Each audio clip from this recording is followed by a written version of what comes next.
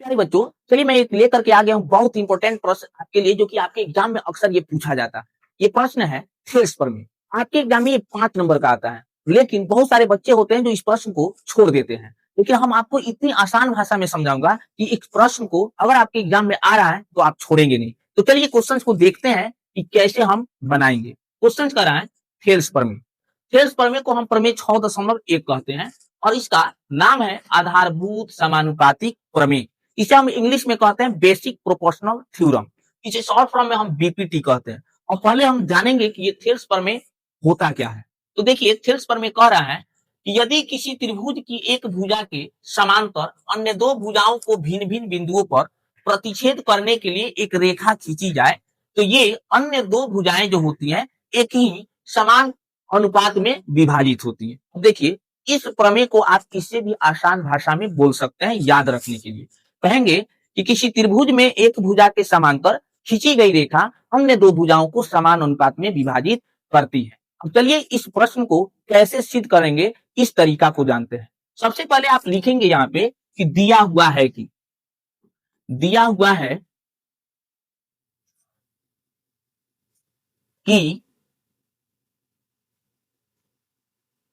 त्रिभुज A B C में, तो देखिए यहाँ पे एबीसी यह एक त्रिभुज है, तो एबीसी में डीई समानांतर बीसी है।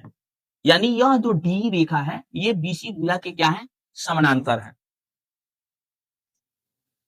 तो सिद्ध करना है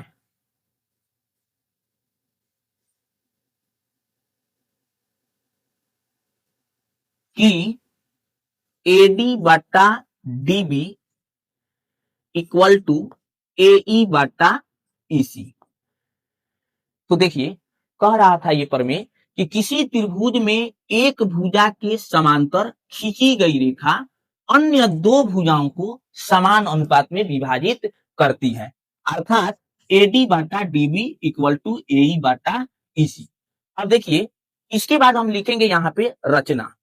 रचना मतलब कि आप इसमें क्या रचित कर रहे हैं, यानी अपने से इसमें क्या ऐड कर रहे हैं। तो यहाँ पे रचना में लिखेंगे कि ईएन लंब एडी खींचा, ईएन लंब एडी, और डीएन लंब एई खींचा, डीएन लंब एई, तथा सीडी और बीई को आपने मिलाया। तो यहां पर लिखेंगे बीसी एवं बीई को मिलाया, यह लिख देंगे। देखिए यहाँ पे हम अपने से यहाँ पे रचना किया है, ईएम लंब डाले हैं एडी पर और डीएन लंब डाले हैं एई पर। साथ ही इसको डी से सी को मिलाया है और बी से ई को मिलाया है। ऐसा जो आप रचना किया है उसको यहाँ पे लिख देंगे। अब इसके बाद प्रमाण, यानी इसको प्रूफ करेंगे। तो प्रमाण लिखेंगे यहाँ पे और अब सोचेंगे कि पहले क्या लिखना है। तो देखिए, यहां पर सिद्ध करने को कहा है एडी बटा डीबी। आपको ट्रेंगल जो यहाँ पे दिया हुआ है इसमें ऐसे ट्रेंगल लेना है जिसका आधार एडी हो और एक डीबी हो। तो अगर देखा जाए ए डी ई, तो यहां पर लिखेंगे त्रिभुज ए डी ई। तो त्रिभुज एडी लेंगे तो इसमें एक आधार क्या हो जाएगा, एडी, और इसमें यहाँ पे ईएम जो है लंब है। साथ ही एक और ट्रेंगल लेना है ताकि एडी और डीबी का रिलेशन आ जाए। तो दूसरा जो ट्रेंगल होगा वह ले लेंगे डी बी ई। तो त्रिभुज एडीई का क्षेत्रफल, तो इसको आप कैसे लिख सकते हैं, एरिया ऑफ ट्रेंगल एडी बटा area of triangle D B E, ऐसा लिख देंगे। अब यहाँ पे बराबर का साइन देंगे। अब आप तो जानते हैं कि त्रिभुज का क्षेत्रफल 1/2 आधार गुने ऊंचाई होता है। अब देखिए यहाँ पे त्रिभुज एडी में देखेंगे कि कौन आधार है और कौन सी ऊंचाई है। तो देखिए ए डी ई में एडी को आपने क्या माना, आधार, क्योंकि मैंने पहले ही कहा है कि आपको ऐसे दो ट्रायंगल लेना है जिसमें आधार एडी हो और डीबी हो। तो एडी ट्रायंगल लेंगे तो इसमें का आधार मानेंगे एडी और इसकी ऊंचाई जो हो जाएगा वह हो जाएगा ईएम। तो त्रिभुज का क्षेत्रफल क्या होता है 1/2 गुने आधार, आधार के जगह पर लिखेंगे एडी गुने ऊंचाई, ऊंचाई के जगह पर लिखेंगे ईएम, फिर यहाँ पे बटा लिखेंगे। अब सोचेंगे त्रिभुज डीबीई में, तो डीबीई में देखेंगे तो आधार क्या हो जाएगा डीबी हो जाएगा। तो पहले 1/2 लिखेंगे गुने आधार के जगह पर लिखेंगे डीबी गुने ऊंचाई के जगह पर फिर लिखेंगे ईएम, यानी यहाँ पे ईएम हो जाएगा। अब इसके बाद क्या करेंगे, यहाँ पे हम देख रहे हैं कि 1/2 ऊपर में भी है नीचे में भी है, यहाँ पे ऊंचाई ईएम ऊपर में भी है और नीचे में भी है। तो 1/2 से 1/2 कट जाएगा, ईएम से ईएम कट जाएगा। तो यहाँ पर लिखेंगे या एरिया ऑफ ट्रायंगल एडीई बटा एरिया ऑफ ट्रायंगल डीबीई बराबर हो जाएगा एडी बटा डीबी, और इसको आप कहेंगे इक्वेशन फर्स्ट। अब इसी प्रकार से आप एक और दो ट्रायंगल का समूह लेंगे। अगला स्टेप में यहां पर लिखेंगे पुनः area of triangle A D E बटा लिखेंगे यहाँ पे, फिर एक और ट्रायंगल लेना है जिसमें आधार ईसी आए, मतलब दो ट्रायंगल सोचना है जिसमें एक में आधार एई आए और एक में आधार ईसी आए। तो इस प्रकार से एक ट्रायंगल लेंगे एरिया ऑफ ट्रायंगल एडी और दूसरे ट्रायंगल में नाम रखेंगे E C D. Area of triangle E C D ऐसा लिख लेंगे, फिर बराबर का साइन देंगे। फिर यहां पर भी हम त्रिभुज का क्षेत्रफल का सूत्र का प्रयोग करेंगे। तो त्रिभुज का क्षेत्रफल का सूत्र होता है 1/2 गुना आधार। अब देखिए ए डी ई में अब आपको आधार लेना है एई, क्योंकि एई बटा आपको ईसी लाना है। तो एई क्या हो जाएगा आधार, लेकिन एई वाला ट्रायंगल में आप देखिए एईडी जो ये ट्रायंगल है इसमें देखिए एई तो आपने आधार ले लिया, लेकिन इस भुजा पर डीएन क्या है लंब है, अर्थात ऊंचाई हो जाएगा आपका डीएन। इसी प्रकार से यहाँ पे इस ट्रायंगल के लिए भी सोचेंगे एरिया ऑफ ट्रायंगल ईसीडी के लिए 1/2 गुने आधार, अब इसमें आधार क्या हो जाएगा ईसी और ऊंचाई इसका भी होगा डीएन, यहाँ पर डीएन लिख लेंगे। अब देखिए एक बात यहाँ पे समझना है कि यह जो है डीईसी ले रहा है, अर्थात ईसीडी का है चाहे डीईसी का है, दोनों बात एक ही है। ईसीडी के लिए ये ऊंचाई आप डीएन कैसे ले रहे हैं, तो आप नीचे क्लास में पढ़े होंगे कि यदि एक इस प्रकार से त्रिभुज होता है तो यहाँ पे ये अधिकोण त्रिभुज है, तो इसकी ऊंचाई जो होती है ये पीछे होती है, यहाँ पे होती है, अब यहाँ पे लंब होता है। सेम ऐसा ही सोचना है कि यह जो डीईसी है इसको पीछे की तरफ बढ़ाए हैं और यहाँ से ये लंब यहाँ पर आकर के डीएन बना हुआ है, तो इसलिए इस ट्रायंगल के लिए भी ऊंचाई तो यही काम किया, तो यही हम ऊंचाई को इस ट्रायंगल के लिए भी हम लिखते हैं डीएन। तो चलिए अब देखते हैं। अब यहाँ पर देखा जाए तो 1/2 से यह 1/2 कट जाएगा, डीएन से डीएन कट जाएगा, तो यहाँ पर अब क्या हो जाएगा या area of triangle A D E बटा area of triangle E C D बराबर यहाँ पर लिखेंगे। और देखिए अब यहाँ पर क्या बचा, तो एई और बटा यहाँ पे क्या है ईसी, इसे हम कहेंगे इक्वेशन सेकेंड। अब देखिए यहाँ पे जब भी दो समानांतर अगर रेखाएं हो और एक ही आधार पे दो त्रिभुज बनते हैं, तो एक ही आधार पर बने दो त्रिभुजों का क्षेत्रफल आपस में हमेशा बराबर होता है। दो समांतर रेखाओं के बीच एक ही आधार पर बने त्रिभुजों का क्षेत्रफल आपस में बराबर होता है। तो इस प्रकार से देखिए तो ई सी यह हो गया एक ई सी डी और एक हो गया यहाँ पे डी बी ई, दोनों के लिए आप बतलाएं कि आधार यहाँ पे डी दोनों के लिए हो रहा है कि नहीं, दोनों के लिए आधार डी रह रहा है। तो इस प्रकार से आधार सेम है और दो समानांतर रेखा के बीच ये दोनों त्रिभुज बने हैं, इसलिए ये दोनों त्रिभुज का क्षेत्रफल आपस में बराबर होगा। तो इसलिए यहाँ पे अब आप लिखेंगे कि एरिया ऑफ ट्रायंगल डीबीई बराबर हो जाएगा area of triangle E C D. ये कैसे हुआ, इसको आप क्या करेंगे, नाम रख देंगे ये समीकरण नंबर 3।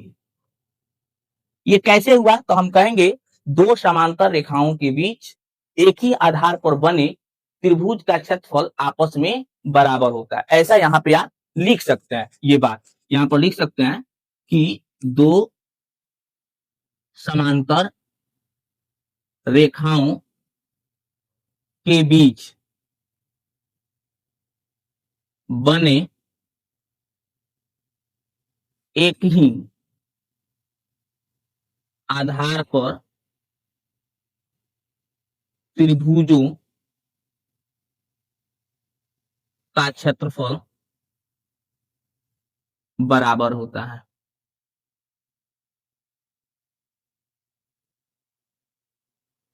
ऐसा आप लिख सकते हैं। अब देखिए, जब डीबी और ईसीडी आपस में बराबर हो गया तो यहां से समझेंगे, डीबी यहां पे देखो नीचे में है और यहां पर ईसीडी है। तो डीबी और ईसीडी जब आपस में बराबर हो गया, इसका मतलब कि एडी बटा डीबी बराबर एडी बटा डीबी यहां पर भी लिख सकते हैं, क्योंकि ईसीडी और डीबी आपस में क्या है, बराबर। अब समझिए, समीकरण 1 और 2 से तुलना कर रहे हैं तो बराबर का एक साइड जो है आपस में क्या हो जाएगा, बराबर। दूसरा साइड क्या हो जाएगा, तब आपस में वो भी बराबर हो जाएगा। तो इसलिए लिखेंगे यहाँ पे कि समीकरण 1, 2 एवं 3 से, अब समीकरण 1, 2 और 3 से तुलना करेंगे तो यह तो बराबर का एक साइड आपस में बराबर हो जाएगा, यानी एरिया ऑफ ट्रायंगल एडी बटा एरिया ऑफ ट्रायंगल डीबी बराबर हो जाएगा एरिया ऑफ ट्रायंगल एडी बटा एरिया ऑफ ट्रायंगल ईसीडी के, क्योंकि ईसीडी और डीबी आपस में क्या है, बराबर है। तो इस प्रकार से दूसरा तरफ है, यानी एडी बटा डीबी और एई बटा ईसी ये भी आपस में क्या हो जाएगा, बराबर हो जाएगा। तो लिख लेंगे यहाँ पे, इसलिए एडी बटा डीबी इक्वल टू एई बटा ईसी, और यही जो है हमारा सत्यापन हो गया। लिख देंगे यहाँ पे प्रूफ। तो मेरे प्यारे बच्चों, अगर ये आपके एग्जाम में आए तो आप इतनी आसान तरीके से इस प्रश्न को बना सकते हैं। मुझे उम्मीद है कि आपको ये समझ में आ चुकी होगी। चलिए अब हम लोग देखते हैं थेल्स प्रमेय का विलोम। इसके पहले जो क्वेश्चंस पढ़े थे वह पढ़े थे हम लोग थेल्स प्रमेय। अब ये थेल्स प्रमेय का विलोम क्या कहता है, इसको देखेंगे। सबसे पहले देखिए, थेल्स प्रमेय का विलोम को हम कहते हैं प्रमेय 6.2, या इसे हम आधारभूत समानुपातिक प्रमेय का विलोम भी कह सकते हैं।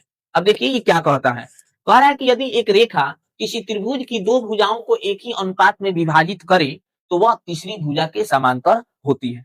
तो मेरे प्यारे बच्चों, इस क्वेश्चन को आप ऐसे भी बोल सकते हैं, कह सकते हैं कि किसी त्रिभुज में दो भुजाओं को समान अनुपात में विभाजित करने वाली रेखा तीसरी भुजा के समांतर होती है। अब चलिए इस प्रश्न को देखते हैं कि कैसे बनाएंगे।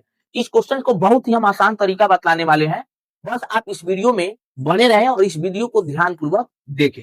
चलिए देखते हैं कैसे बनेगा। सबसे पहले आप लिखेंगे क्या, लिखेंगे कि दिया हुआ है कि, दिया हुआ है कि, इतना पहले आप लिख देंगे। उसके बाद लिखेंगे यहां पे कि त्रिभुज ए बी सी में रेखा डीई भुजा ए बी एवं एसी को इस प्रकार काटती है कि एडी बटा डीबी इक्वल टू एई बटा ईसी है। पहले आप ऐसा लिख लेंगे। फिर इसके बाद क्या लिखेंगे, तो सिद्ध करना है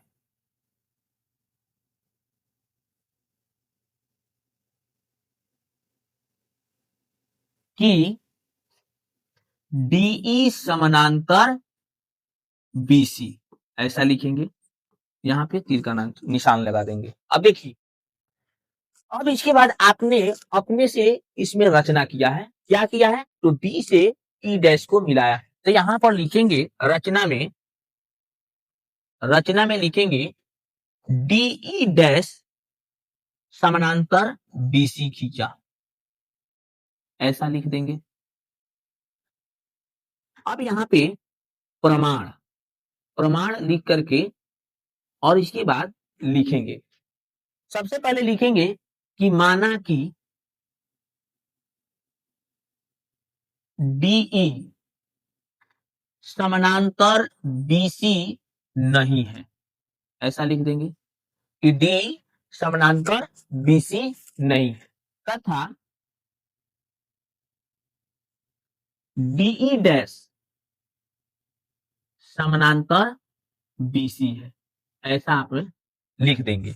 अब इसके बाद क्या करेंगे, तो यहां पर लिखेंगे कि चूंकि डीई डैश समानांतर बीसी है, इसलिए अब देखिए डीई समानांतर जब बीसी है, ये तो लिखे हैं कि नहीं है, डीई डैश जो है बीसी के समांतर है, तो इसलिए एडी बटा DB equal to AE dash बटा ई डैश सी लिखेंगे, होगा। अब देखिए एडी बटा DB equal to AE dash बटा ईसी हो गया। यह किस नियम से हुआ, तो प्रमेय 6.1 से, क्योंकि ये प्रमेय 6.1 कहता है कि किसी त्रिभुज में एक भुजा के समांतर खींची गई रेखा अन्य दो भुजाओं को समान अनुपात में विभाजित करती है। तो इस प्रकार डीई डैश जो है समानांतर है भुजा बीसी के, इसलिए एडी बटा DB equal to AE dash बटा ई डैश सी हो जाएगा, जो हमने यहाँ पे लिख दिया, और इसे कहेंगे प्रमेय समीकरण 1 कहेंगे। परंतु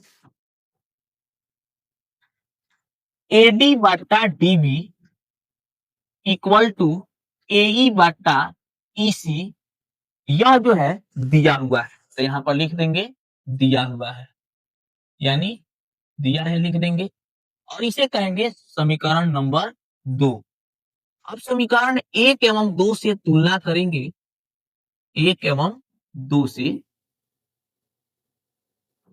तो बताइए यहां पर एडी बटा DB equal to AE dash बटा ई डैश सी है, और यहां पर है एडी बटा डीबी इक्वल टू एई बटा ईसी।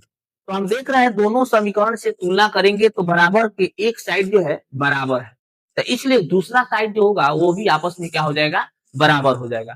तो लिखेंगे इसलिए ए ई डैश बटा ई डैश सी बराबर होगा ए ई बटा ई सी।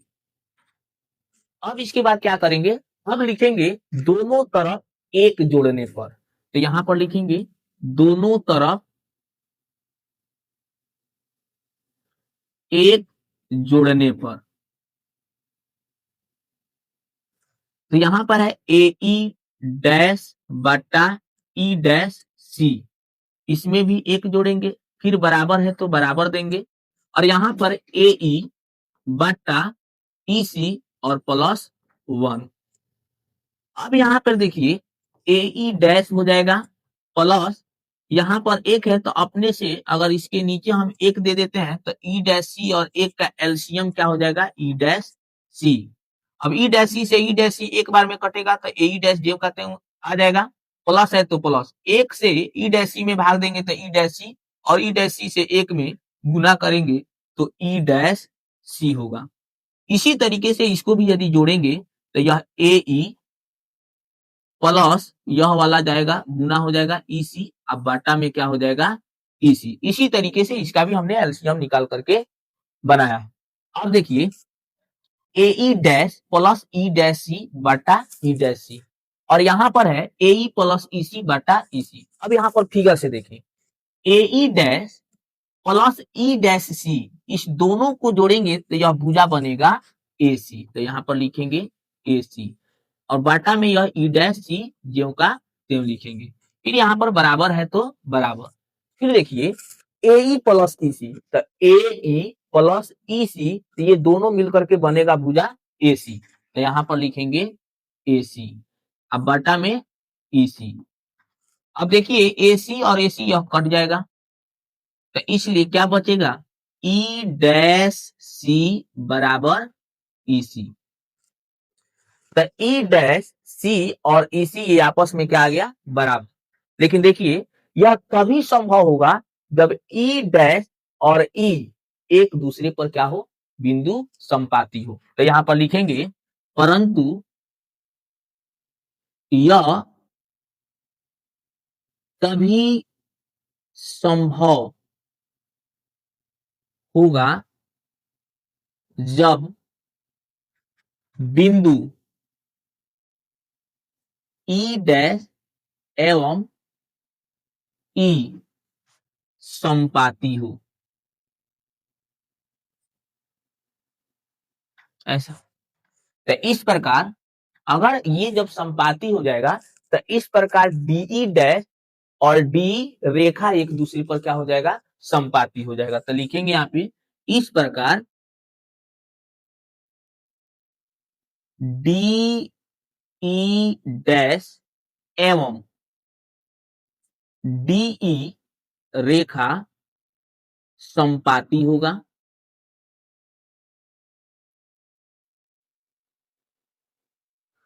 और जब ये DE डैश और DE संपाती हो जाएगा तो हम कह देंगे DE समानांतर BC। तो लिख देंगे इसलिए DE समानांतर BC, और ये हो गया हमारा प्रूफ, यानी लास्ट में लिख देंगे। तो प्यारे बच्चों, अगर आपको ये वीडियो अच्छी लगी हो तो इस वीडियो को लाइक करें, चैनल को सब्सक्राइब करें और अपने दोस्तों के साथ शेयर करें। फिर मिलते हैं नेक्स्ट वीडियो के साथ।